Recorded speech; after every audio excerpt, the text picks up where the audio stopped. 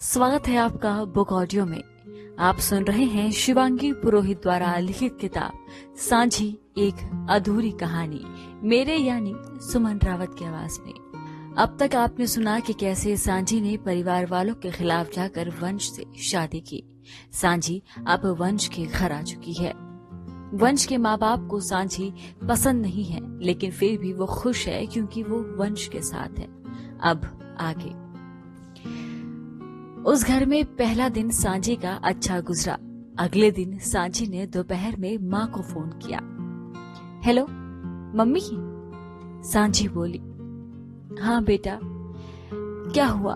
तूने 5-6 दिन से फोन नहीं किया। माँ ने कहा, मम्मी मैंने शादी कर ली है। सांझी ने कहा, क्या? किससे? माँ ने पूछा। वंश से, सांझी ने कहा। मतलब वंश से कैसे? तू अभी है कहाँ? मैं वंश के घर हूँ मम्मी, मैंने शादी कर ली है, सांझी बोली। और तेरे पापा? माँ ने कहा। सांझी ने माँ को सब कुछ बता दिया। माँ इस बात से खुश थी कि उनकी बेटी अब सुखी है। इससे ज्यादा एक माँ को और क्या चाहिए। धीरे धीरे सांझी एक कमरे से निकलकर किचन तक जाने लगी। वो जेठानी के साथ खाना बनवाती, किचन का काम करवाती और वापस कमरे में आ जाती। कभी कभी वंश की माँ सांझी पर बेवजह झुंझुला भी देती। उन्हें सांझी पसंद नहीं थी। उन्हें लगता था कि सांझी की वजह से वंश ने अपने परिवार को एक तरफा कर दिया।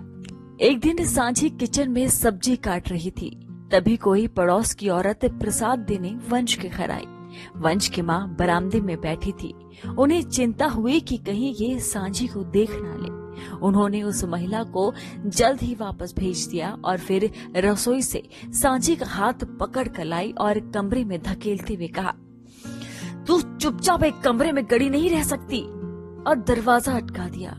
सांझी को मानो झटका सा लगा। इतने दिन से जो खुन्नस सासू माँ के मन में थी वो बाहर आ गई। सांझी को लगभग रोना आ गया।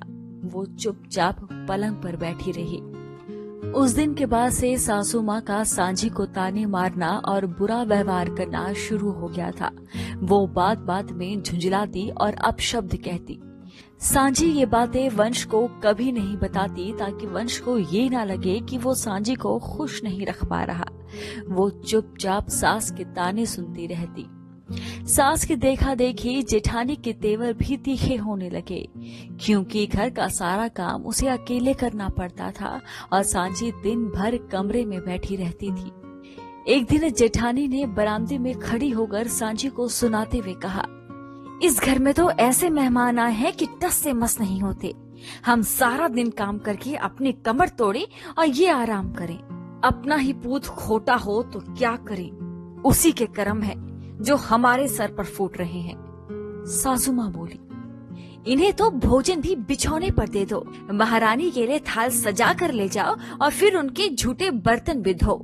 जेठानी ने कहा, ना जाने किसकी नजर लग गई इस घर को। अब ऐसी बदनामी झेलनी पड़ेगी। ना जाने कब सबको पता चल जाए, कब हमारी नाक कट जाए। सासू माँ बोली। सांझी सब सुन रही थी। मन तो हुआ कि दोनों का मुंह तोड़ दे, लेकिन वो कुछ नहीं कर सकती थी।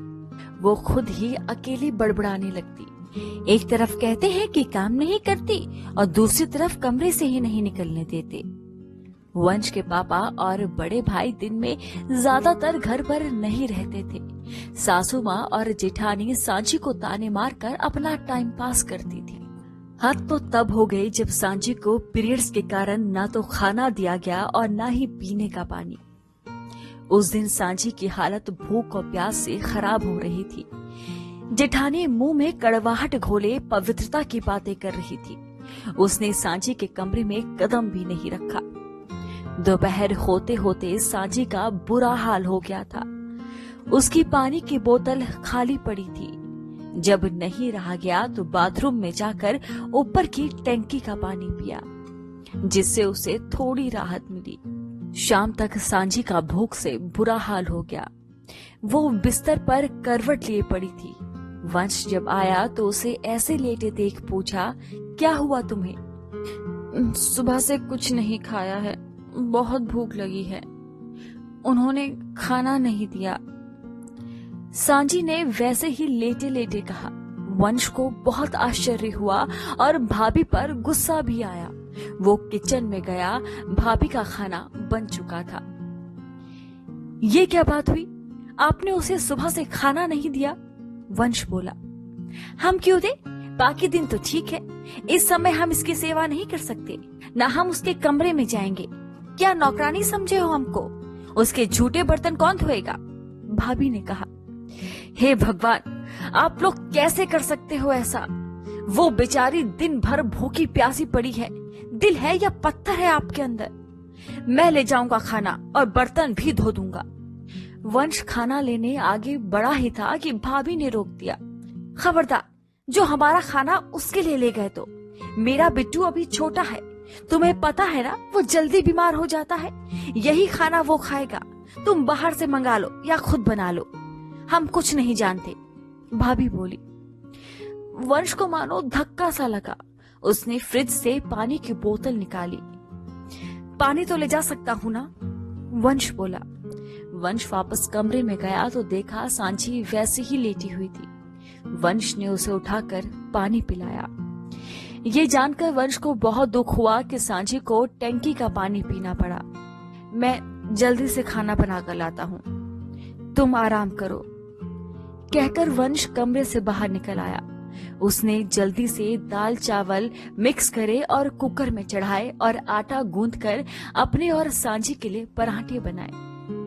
थोड़ी देर में वंश पराठे, अचार और खिचड़ी के साथ अपने कमरे में गया। वंश की माँ वंश को घूर घूर कर देख रही थी। सांची ने वंश का बनाया पराठा हाथ से उठाकर देखा तो उसकी हंसी छूट गई। ये कौन से देश का नक्शा है? सांची बोली। जैसा बना है चुपचाप खा लो, सुबह से कुछ खाई नहीं हो और हंसी आ रही है। एक बार फोन नहीं कर सकती थी मुझे? कहकर वंश ने एक निवाला सांची को खिला दिया। अगर तुम्हें बता देती तो तुम्हारे हाथ से खाना कैसे खाती? सांची बोली। मेरी जलेबी, कहकर वंश ने उसके गाल पर थपकी मारी। मेरा गुलाब जामुन, कहकर सांची ने अपने हाथ से वंश के बाल बिगाड़ दिए। ये वाकया इस बात का सबूत था कि चाहे परिस्थिति कैसी भी हो, लेकिन सांची और वंश का प्यार इतना मजबूत था कि हालात भी इनके प्यार के आगे हार जाते थे, क्योंकि ये दोनों जब साथ होते तब खुश ही होते। इसी तरह जैसे तैसे सांची और वंश की जिंदगी कट रही थी। कुछ महीनों में ही सांची को इन सब चीजों की आदत हो गई। सास की फटकार, जेठानी का व्यवहार, एक ही कमरे में बंद रहना, उसी में कपड़े सुखाना, पीरियड्स में भूखे रहना, टंकी का पानी पीना, ये सब सांची की जिंदगी में आम हो गया था। इन सब चीजों में एक बात और थी, सांची के कमरे की खिड़की, जिसके पास बैठकर सांची उस जाली में से आसमान देखा करती थी। 4 महीनों से उसने खुला आसमान ही नहीं देखा था।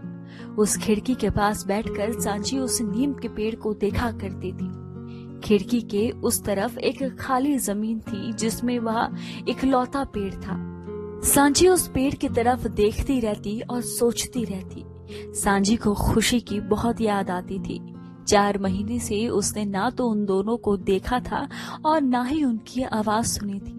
बंटी भी अभी छोटा था, लेकिन सांची उस दलदल से बाहर आ गई थी और उसने वापस ना जाने की कसम खा ली थी। कई परिस्थितियों से जूझते हुए वंश के साथ सांची की जिंदगी की गाड़ी चल रही थी। कुछ दिनों बाद वंश की बड़ी बहन रावी घर आई। वो सांची से मिली तक नहीं। जेठानी के बेटे के जन्मदिन पर कथा पूजा का प्रोग्राम था, इसीलिए रावी आई हुई थी। सासू माँ ने प्रोग्राम के दिन पहले ही सांची को अच्छी तरह से समझा दिया था कि वो अपने दरवाजे को अंदर से बंद रखे और दिन भर न खोले। बरामदे में रावी ने अपनी माँ से पूछा, मम्मी, ये वही लड़की है ना जो एक बार घर आई थी? 5-6 साल हो गए होंगे। वो छोटी सी लड़की यही है क्या? हाँ, तभी से चल रहा है ये सब। माँ बाप ने तो यही सिखाया है। ऐसी लड़कियां 13-14 साल की उम्र में ही बिगड़ जाती हैं और आगे जाकर यही करती हैं। सासू माँ बोली, सांझी कमरे में बैठी सब सुन रही थी, लेकिन वो चुप थी। उसने किसी को पलट कर जवाब नहीं दिया। वंश को इस बात का बहुत बुरा लग रहा था कि इस घर की बहू होने के बावजूद सांझी यहाँ की पूजा पाठ में शामिल नहीं हो सकती। वंश ने सांझी को दिन भर खाने के लिए सामान लाकर दे दिया और पानी की 2 बोतल भी रख दी, क्योंकि उसे पता था कि वो दिन भर कमरे में बंद रहने वाली है। वंश रोज की तरह ऑफिस जाने के लिए तैयार हुआ।